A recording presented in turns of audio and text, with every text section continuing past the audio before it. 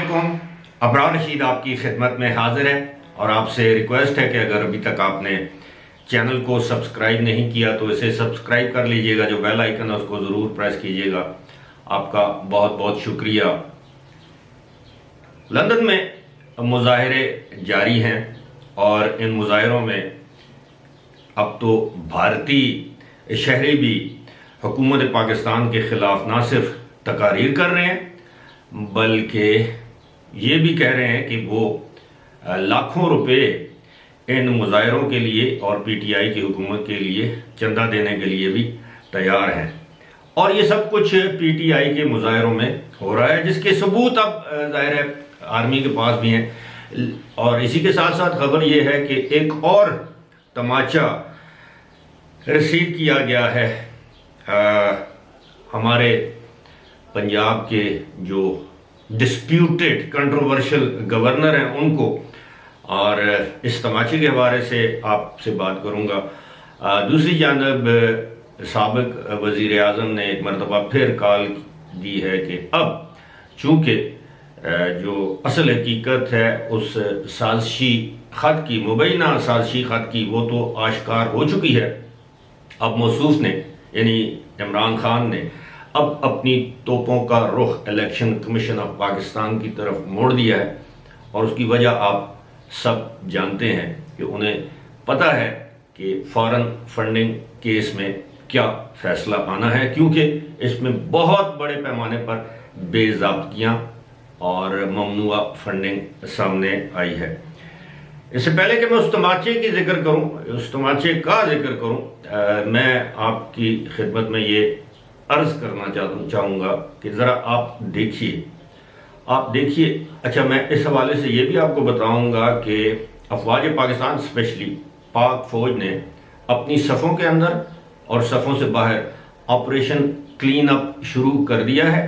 और ये operation clean up Eid तक मुकम्मल हो जाएगा। और उसके बाद आप देखिएगा कि किस तरह सोशल मीडिया से पीटीआई के चलाए हुए गलीज़ ट्रेंड्स ख़त्म होते हैं, किस तरह इनके स्पॉन्सर्स को नकेल डाली जाती है, किस तरह उन लोगों को बेनकाब किया जाता है जो इस वक्त बैरून मुल्क मौजूद हैं और उनके पीछे कौन कौन लोग हैं। इन सब लोगों को कौम के सामने लाया जाएगा एक एक करके। और वो लोग जो पाकिस्तान से फरार हो चुके हैं, अब उनके अहले खाना से न सिर्फ पूछताछ की जा रही है इंटेलिजेंस एजेंसीज की जानिब से, बल्कि उनके कुछ रिकॉर्ड भी कब्जे में लिए गए हैं कि उनका किसके साथ कब क्या राब्ता हुआ और उनके साथ कौन से पाकिस्तानी पॉलिटिशियंस इन कांटेक्ट थे या हैं।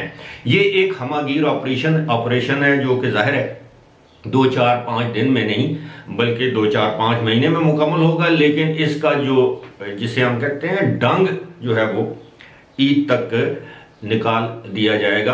अब बहुत से लोगों को ऑलरेडी न्यूट्रलाइज कर दिया गया है।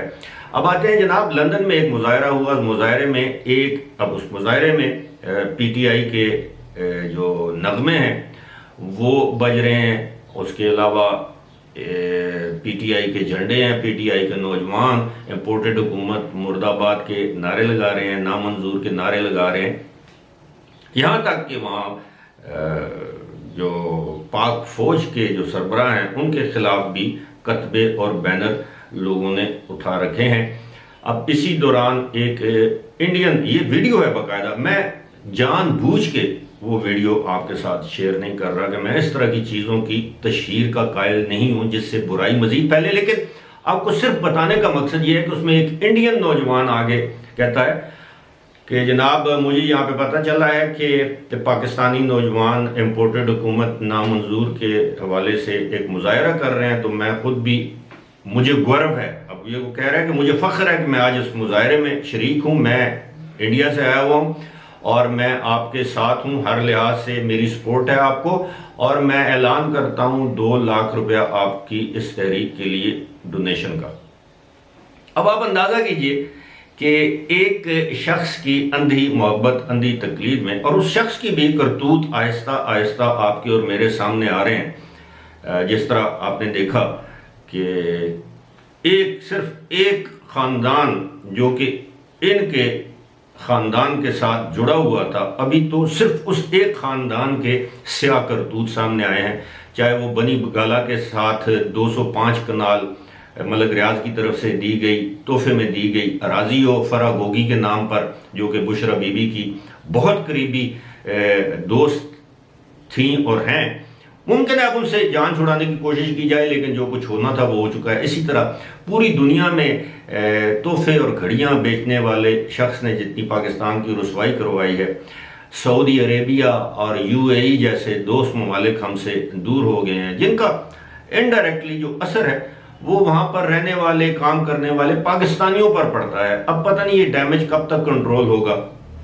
तो ये सारे मामला जो हैं सिर्फ एक शख्स की वजह से, और उसने अब जिद पकड़ ली है कि एक तो उसे इक़्तिदार से क्यों अलहदा किया गया, उसको साजिश के तहत किया गया है, पता नहीं किस वजह से किया गया है। वो ये भूल जाता है कि 4 साल तक वो शख्स इस पाकिस्तान में स्याह सफ़ेद का मालिक था, जिसे तमाम इदारों की सपोर्ट हासिल थी, लेकिन अपनी नाअहली, नालायकी, बैड गवर्नेंस की वजह से, बुरे तर्ज हुक्मरानी की वजह से उसने पाकिस्तान की मुईशत, पाकिस्तान की सोसाइटी, पाकिस्तान के कल्चर, पाकिस्तान की रवायात, पाकिस्तान की तहजीब का बेड़ा गर्क करके रख दिया। और अब वो ब्लेम कर रहा है अमेरिका को। अमेरिका इतना वेला बैठा हुआ है कि वो इमरान खान के खिलाफ साजिश करेगा, और वो भी एक अपने जूनियर ऑफिसर और पाकिस्तानी सफ़ीर के ज़रिए। अमेरिका ने अगर पाकिस्तान के खिलाफ माजी में कोई साजिश की भी है तो वो बड़े हाई लेवल पर की गई होगी।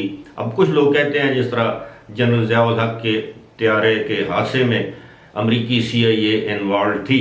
इवन ज़िया-उल हक के जो साहिबजादे हैं एजाज़ुल हक, उन्होंने भी मुतअद्दिद मरतबा इस तरह के बयान दिए हैं, लेकिन आज दिन तक वो साजिश भी साबित नहीं हो सकी। कुछ लोग कहते हैं कि जुल्फ़िकार अली भुट्टो को फांसी लगवाने में, इवन कुछ लोग क्या है, इमरान खान खुद कहते हैं कि उसको फांसी लगवाने में अमेरिका की साजिश थी और उसमें पाकिस्तानी एस्टैब्लिशमेंट मुलव्वस थी।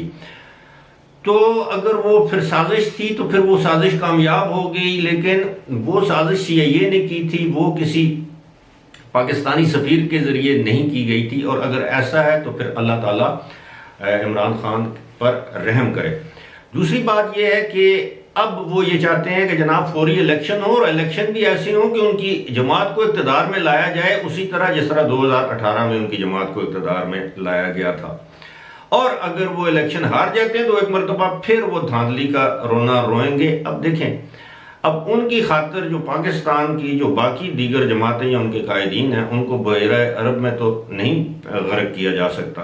बहरहाल अब आते हैं जनाब उस तमाचे की जानब से जो आज लाहौर हाई कोर्ट के चीफ जस्टिस ने पंजाब के गवर्नर और सदर पाकिस्तान के मुंह पर मारा है।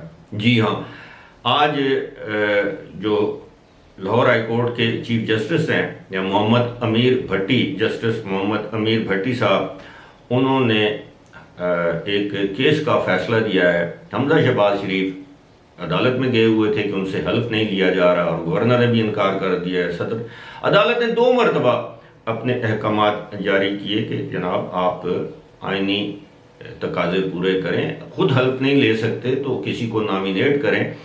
और बिलाखिर गुज़श्ता रोज़ उन्होंने इस केस पर दूसरी दरख्वास्त पर फैसला महफूज किया, और आज वो फैसला सुनाते हुए वाज़े तौर पर हुक्म दिया गवर्नर को कि आपने एक गैर आइनी कदम उठाया और आप फौरी तौर पर या तो खुद हमजा शहबाज शरीफ का हल्फ लें या अपना कोई नुमाइंदा मुकर्रर करें जो उनका हल्फ ले। अब अगर ये अब भी नहीं लेते तो ज़ाहिर तो ही नहीं, अदालत के मुर्तकब होंगे और फिर अदालत खुद हल्फ ले लेगी। इस माजी में भी हमने देखा है चीफ जस्टिस साहिबान जो हैं वो सदर और वजीर आज़म का हल्फ लेते रहे। अब बात मामला क्या है, पहले थप्पड़ लगा वजीर आज़म को, डिप्टी स्पीकर को, स्पीकर को, सदर मुमलिकत को, अब पंजाब के गवर्नर को 2 मरतबा थप्पड़ मारे जा चुके हैं अदालतों की जानिब से। फिर ये कहते हैं कि रात 12 बजे अदालतें क्यों खोली जाती हैं, मैं कौन सा जुर्म करने वाला था, आप जुर्म कर चुके हैं। अब आप देखिए गुज़श्ता रोज़ ही पाकिस्तान पीपल्स पार्टी एक ऐसी सियासी जमात है जो एक इंतकाम की सियासत पर यकीन नहीं रखती। यही वजह है कि उन्होंने भुट्टो को फांसी लगाने वाले किरदारों के साथ कोई इंतकामी सियासत नहीं की।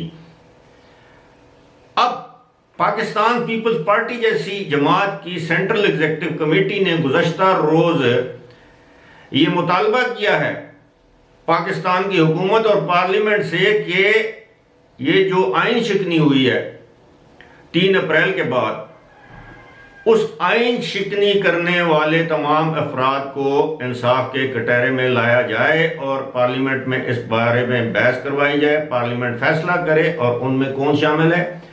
इमरान खान 1, असद कैसर 2, कासिम सूरी 3 और आरिफ अलवी 4।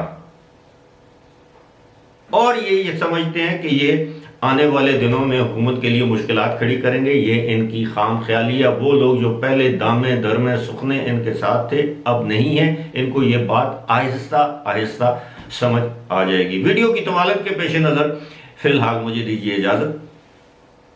खुदा हाफिज़।